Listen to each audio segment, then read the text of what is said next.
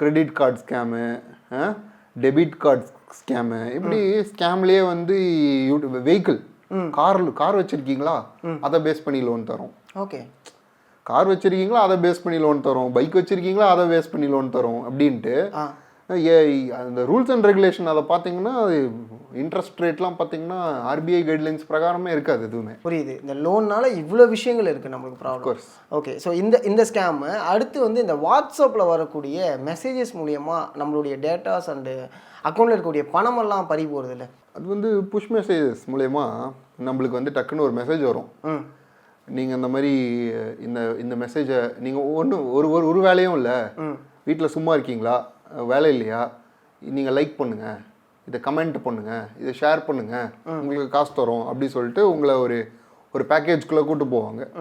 அந்த பேக்கேஜ்குள்ளே என்ன நடக்கும்னா they won't explain you any of the product details.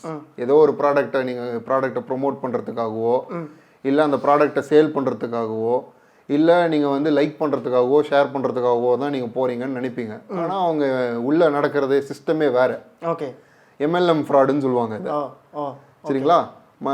உள்ளே போனீங்கன்னா வித்தியாசமாக இருக்கும். இல்லாத பொருளை விற்க சொல்லுவாங்க, இல்லாத பொருளை வந்து காசாக்க சொல்லுவாங்க, லைக்கு ஷேர்லாம் விட்டுருங்க, அதெல்லாம் அப்படி சொல்லி உங்களை உள்ளே கூப்பிட்டு இதெல்லாம் இந்த மாதிரி ஃப்ராடெல்லாம் நடக்கும். உங்களை எல்லாத்துக்கும் யூஸ் பண்ணிவிட்டு அவங்க லூட் பண்ணிட்டு போயிட்டே இருப்பாங்க. இதில் உங்கள் கிட்ட இருந்தும் லூட் பண்ணுவாங்க.